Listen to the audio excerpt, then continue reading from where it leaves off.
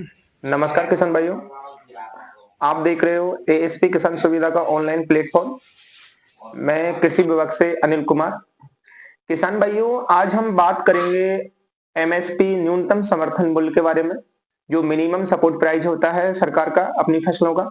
उसके बारे में आज हम विस्तार से चर्चा करने वाले हैं कि कौन सी फसल का क्या एमएसपी होती है, ये सभी बिंदु जिस क्या क्या किस प्रकार से इसका रजिस्ट्रेशन किया जाता है, क्या इसका प्रोसेस होता है, क्या इससे हमें बेनिफिट्स होते हैं, इसका रजिस्ट्रेशन करते समय, प्रोसेस करते समय हमें किन बिंदुओं पर बहुत जरूर सावधानियां बरतनी होती हैं, इन सभी बिंदुओं पर आज हम विस्तार से चर्चा करने वाले हैं। तो आप वीडियो में अंत तक बने रहें, साथ ही में आप हमारे चैनल को सब्सक्राइब और लाइक करें, जिससे कि आपको कृषि विभाग से अपनी फसलों से जुड़ी जो जानकारियां हैं वो समय पर मिल पाए। तो किसान भाइयों, बात करें एमएसपी के बारे में कि एमएसपी क्या है। एमएसपी का अगर आप अंग्रेजी में समझोगे तो मिनिमम सपोर्ट प्राइस होता है अपनी फसलों का, और हिंदी में बात करें तो आप न्यूनतम समर्थन मूल्य होता है, जो सरकार के द्वारा इसकी एक निर्धारित मूल्य निर्धारित किया जाता है हमारी फसलों का। जैसे गेहूं का अलग होता है, चना का अलग होता है, सरसों का अलग होता है, जौ का अलग होता है। बात करें गेहूं की, तो गेहूं का जो मिनिमम जो सपोर्ट प्राइस एमएसपी है वो 2425 रुपए है। आप 2425 रुपए प्रति क्विंटल के हिसाब से आप अपने गेहूं की अनाज को बेच सकते हो। चना की बात करें तो चना का 5650 रुपए है। जौ की बात करें तो जौ का 1980 रुपए है। और सरसों की बात करें तो अपन 5950 रुपए अभी सरकार ने 2024-25 के अंदर इसका एमएसपी निर्धारित की है। किसी भी फसल का एमएसपी निर्धारित करके सरकार उस खाद्यान्न को किसान से खरीदती है। और बेनिफिट्स की बात करें हम, तो इसमें हमें क्या क्या बेनिफिट्स होता है कि हम क्यों इसको बेचे एमएसपी पर, हम सीधा मंडी में क्यों नहीं बेचे।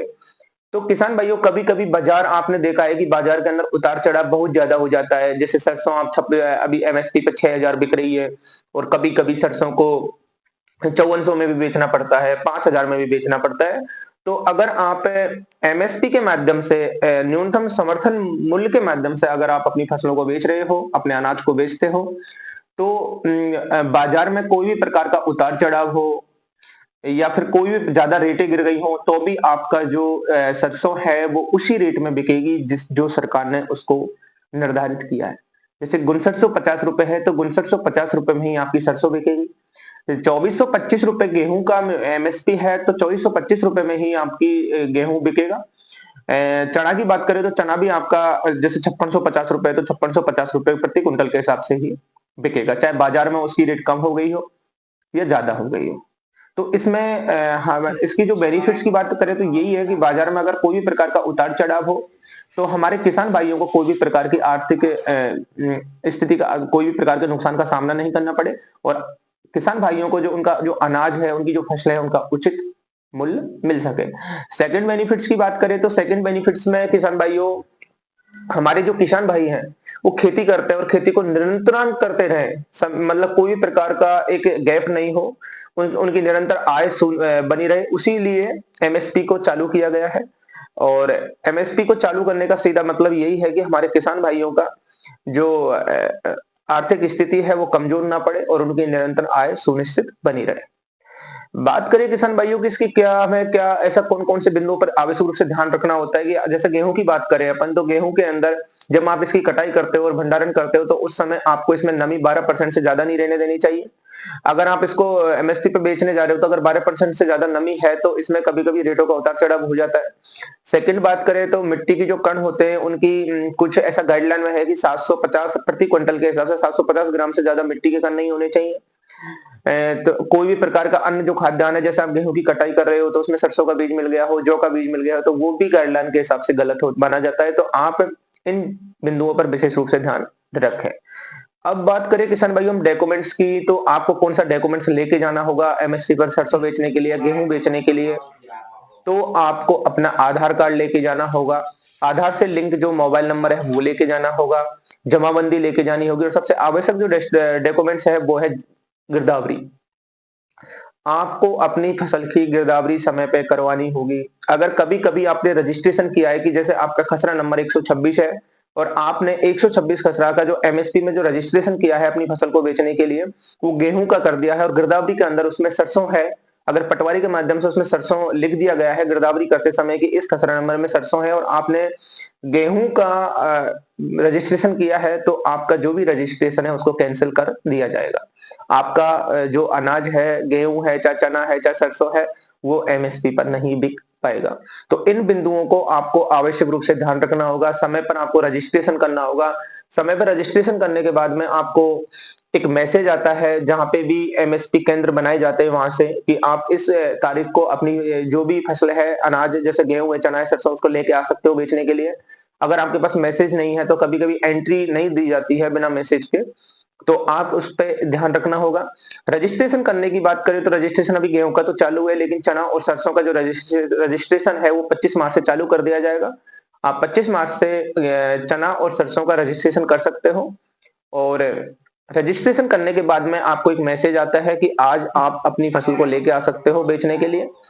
और उसके बाद में आपको जो भी मैंने आवश्यक दस्तावेज बताए थे उनको लेके जाना होगा। ये सभी बिंदु किसान भाइयों आपको विशेष रूप से ध्यान रखने होंगे एमएसपी पे बेचने के लिए, क्योंकि कोई भी प्रकार का बिंदु अगर गलती से कुछ रह गया हो या फिर गिरदावरी अनकंप्लीट हो, या फिर सेकंड बात करें तो कुछ उसमें चेंज मिसिंग हो, जैसे आपने गेहूं का रजिस्ट्रेशन किया है, सरसों आपके खसरा नंबर में है, पटवारी ने गिरदावरी में सरसों कर रखा है, तो आपकी वो नहीं बिक पाएगी। इन चीजों पे आपको विशेष रूप से ध्यान रखना होगा। और एमएसपी पे आपको अपनी फसलें बेचनी चाहिए, मेरा तो यही निवेदन है आपसे, मेरा सुझाव भी यही है। क्योंकि अब मैं आपको मेरे सुझाव से संबंधित कुछ दो बिंदु भी बता देता हूं कि मेरे सुझाव में मैं आपको यही कहना चाहूंगा कि हमारे जो किसान भाई हैं वो एमएसपी न्यूनतम समर्थन मूल्य पर ही अपनी फसलें बेचे। क्योंकि कभी कभी क्या है कि मार्केट का कभी कभी सरसों में भी आपको बहुत उतार चढ़ाव देखने को मिलता है, बहुत ज्यादा रेटें कम हो जाती हैं, जिससे हमारे किसान भाइयों को नुकसान का सामना करना पड़ता है। तो आप अपनी फसलें गेहूं हो, चाहे चना हो, चाहे सरसों हो, इन सभी को एमएसपी पर ही बेचे, क्योंकि एमएसपी ही एक ऐसा माध्यम है जिससे हमारे किसान भाइयों की जो आय है वो सुनिश्चित रहेगी। कोई भी प्रकार का घाटा नहीं जाएगा हमारे किसान भाइयों को, क्योंकि वैसे भी कृषि के कार्य के अंदर बहुत प्रकार के जैसे कीट, पेस्टिसाइड वगैरह, इंसेक्टिसाइड वगैरह, रासायनिक उर्वरक दिए जाते हैं, जैसे यूरिया, डीएपी, इनके बहुत खर्चा देखने को मिलता है, मशीनरी का काफी खर्चा होता है। तो इन सभी में थोड़ा एक अच्छा रेट मिल जाए हमारे किसान भाइयों को, तो उसका एक माध्यम है एमएसपी। एमएसपी पर ही आप अपनी फसलों को बेचें। तो किसान भाइयों, इसके रजिस्ट्रेशन के बारे में मैं नेक्स्ट वीडियो में बनाऊंगा, और मैं जैसे ही उसको अपडेट करूं चैनल पे तो आप उसको देखें और अपने फसलों का आप रजिस्ट्रेशन करें। अभी दौसा करौली की बात करें तो दौसा के अंदर जैसे लालसुट मंडी है, दौसा मंडी और मंडावर मंडी में इसके केंद्र बनाए गए हैं। वहां पे आप अपनी फसलों को बेच सकते हो। बात करें करौली की, तो करौली के अंदर जो भी क्रय विक्रय संघ समिति है, जैसे कि नादोती में है, टोडाभी में है, हिंडौन में है, करौली में है, वहां पर इसके केंद्र बनाए गए हैं। वहां पे आप चना और सरसों को ले जाके बेच सकते हो। तो ये थी किसान भाइयों आज हमारे वीडियो में जो हमने आपको न्यूनतम समर्थन मूल्य के बारे में जो पूरा विस्तार से बताया है उसके बारे में जानकारी।